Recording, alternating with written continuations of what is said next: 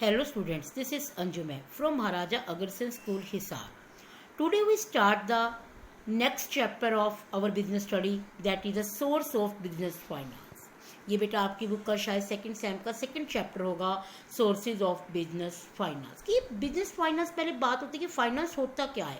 Finance is the life blood of an enterprise. किसी भी संस्था का जो फाइनेंस होता है ना बेटा, वो उसका ब्लड होता है, उसकी लाइफ को चलाने वाला ब्लड होता है, क्योंकि फाइनेंस के बिना कोई बिजनेस हमारा चल नहीं सकता। तो किसी बिजनेस को अगर हम स्मूथली रन करना चाहते हैं तो हमें फाइनेंस बड़ा ही रोल प्ले करता है। अब बात आती है कि फाइनेंस की नेचर क्या होती है। सबसे पहली नेचर आती है कि necessity for all type of business, कि जो हमारा बिजनेस फाइनेंस है वो हमारे हर टाइप के बिजनेस के लिए ज़रूरी है, लार्ज भी और स्मॉल भी। उसके बाद depend on the size of business, की बिजनेस के साइज के अकॉर्डिंग फाइनेंस चाहिए। अगर बड़ा बिजनेस है तो ज़्यादा चाहिए, छोटा है तो कम चाहिए। Includes all type of capital, इसमें हमारी हर तरह की कैपिटल चाहिए, ऑनर्स कैपिटल भी चाहिए और हमें डेब्ट कैपिटल मतलब बोरोड कैपिटल भी चाहिए।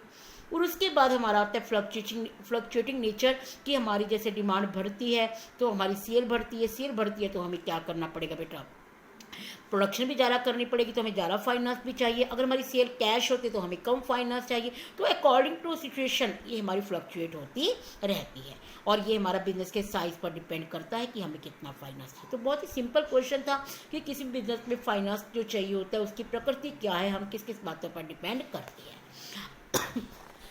अब बेटा नेक्स्ट क्वेश्चन आते हैं सिग्निफिकेंस ऑफ बिजनेस फाइनेंस, की बिजनेस फाइनेंस से क्या फ़ायदे हैं। पहला आता है necessity for establishment of business. देखो अगर हमारे पास बिजनेस का फाइनेंस होगा तो हम आसानी से एक बिजनेस को एस्टेब्लिश कर सकते हैं, क्योंकि बिजनेस के लिए हमें बहुत कुछ चाहिए, हमें फिक्स एसेट चाहिए, करंट एसेट चाहिए, तो हम इन सबको इजीली परचेज कर सकते हैं।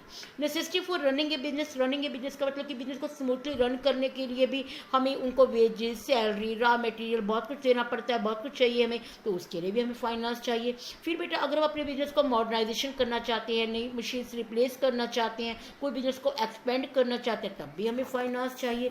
और उसके बाद बेटा हमारा अगला आता है necessity for availing the business opportunities. इसका मतलब है कि बिजनेस में टाइम पर कई बार अपॉर्चुनिटीज़ मिलती है कि बिजनेस का प्रॉफिट इंक्रीज हो जाता है, तो उसके लिए बिजनेस के पास सफिशिएंट फाइनेंस चाहिए, तो इससे भी हमें बिजनेस को क्या होता है, बेनिफिट होता है। और उसके बाद नेसेसिटी फॉर इंक्रीजिंग गुडविल, कि अगर हमारा बिजनेस में अच्छी मतलब आप टाइम पे पेमेंट कर रहे हो तो आपके बिजनेस की गुडविल भी क्या हो जाती है, इंक्रीज हो जाती है, और आपको इजीली लोन अवेलेबल हो जाती है। तो ये हमारा क्या था बेटा, बिजनेस फाइनेंस के बेनिफिट्स है। अब हमारा नेक्स्ट क्वेश्चन आता है कि फाइनेंशियल रिक्वायरमेंट, की रिक्वायरमेंट हमें किस किस के लिए चाहिए। देखो हमारी तीन तरह की नीड्स होती है, एक हमारी होती है लॉन्ग टर्म नीड्स, एक हमारी होती है मिडिल टर्म, और एक होती है हमारी short term. Long term needs हमारी कौन सी होती है, पीरियड ऑफ 10 ईयर्स की हमें लॉन्ग टर्म फाइनेंस क्या होता है, मशीनरीज बिल्डिंग परचेज करने के लिए चाहिए। और मीडियम टर्म्स फाइनेंस हमें होती है, वो हमारी क्या होती है, 1 ईयर to 10 ईयर्स होती है। ये हमें क्या चाहिए, रिसर्च डेवलपमेंट के लिए चाहिए, लार्ज स्केल के लिए चाहिए, कोई मशीन को रिप्लेस करना है तब चाहिए। और शॉर्ट टर्म फाइनेंस होती है, हमें अपने रॉ मटेरियल को परचेज करना होता है, ट्रांसपोर्टेशन चार्जेस पेमेंट करनी होती है, तो उन सब के लिए हमें शॉर्ट टर्म फाइनेंस चाहिए। तो इस तरीके से बेटा जो हमारी फाइनेंस की रिक्वायरमेंट है वो हमारी तीन तरह की होती है, लॉन्ग टर्म, मीडियम टर्म और शॉर्ट टर्म। अब बेटा नेक्स्ट क्वेश्चन आता है सोर्सेज ऑफ बिजनेस फाइनेंस, की देखो फाइनेंस तो हमने कह दिया बिजनेस को चाहिए, लेकिन फाइनेंस हमें मिलेगा कैसे। तो लॉन्ग टर्म फाइनेंस के हमारे ये 5 टॉपिक दिए हुए हैं, मीडियम टर्म के हमें 4 टॉपिक दिए हुए हैं, और शॉर्ट टर्म के भी हम ये हमारे काफ़ी टॉपिक दिए हुए हैं। तो आपको क्या करना है बेटा, देखो इसमें मैं आपको एक बार बताऊंगी, इसमें एक equity share, preference share, debenture, ये 3 चीज़ें है ना बेटा, तीनों ही बहुत इंपॉर्टेंट है, जो कि हमारी +2 के हमारे मतलब प्रैक्टिकल क्वेश्चन में आएंगी। ये सब +2 में हमारा अकाउंट्स बन जाएगा। तो आपको ये ध्यान से समझना होगा कि इक्विटी शेयर क्या होती हैं, प्रेफरेंस क्या होती है, डिबेंचर्स क्या होती हैं, फिर प्लॉइंग बैक ऑफ प्रॉफिट क्या होता है, स्पेशलिस्ट फाइनेंस इंस्टीट्यूशन क्या होता है।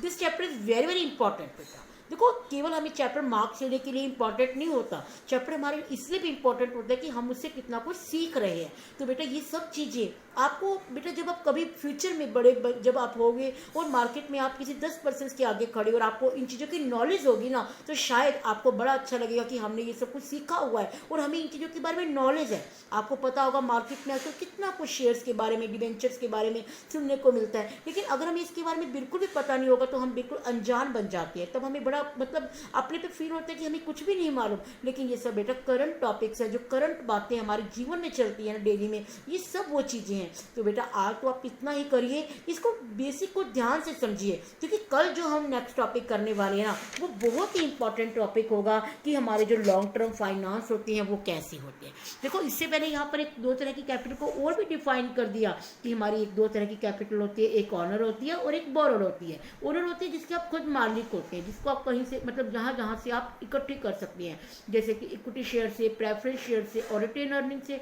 बोरोड फंड होते हैं जो आप किसी से उधार लेते हैं। तो ये हमारा दो तरह का फंड होता है। इस पर यहाँ पर आपकी बुक में डिफरेंस भी दिया हुआ है कि ऑनर फंड तो उसका खुद का होता है और ये हमारा क्या होता है, बोरोड फंड किसी न किसी से लिया हुआ होता है। ऑनर फंड हमारा इक्विटी, प्रेफरेंस, रिटेन अर्निंग्स होती हैं, ये हमारी डिबेंचर्स होती हैं। यहाँ पर हमें कोई सिक्योरिटी की नीड नहीं होती, यहाँ हमें सिक्योरिटी की नीड होती है। इनको बदले में कंसिडरेशन में प्रॉफिट मिलता है, इनको बदले में कंसिडरेशन में इंटरेस्ट मिलता है। यहाँ पर हमारा क्या होता है, रिस्क ज़्यादा होता है, यहाँ पर हमारा कम रिस्क होता है। ये हमारा परमानेंट सोर्स होता है, ये हमारा शॉर्ट टर्म सोर्स होता है। मतलब जो हमारा ओनर्स फंड होता है ना, जिसको तो हम कंपनी के वाइंड अप पर ही खत्म करते हैं, लेकिन इसे हम टाइम पर बीच में भी पेमेंट कर सकते हैं। तो आज आप बेटा इतना टॉपिक थोड़ा ध्यान से करिए, ताकि हम कल जब इक्विटी शेयर, प्रेफरेंस शेयर के बारे में समझेंगे तो आपको बहुत अच्छा लगेगा कि ये कितने अच्छे अच्छे टॉपिक्स हैं। ओके बेटा, बाय बेटा।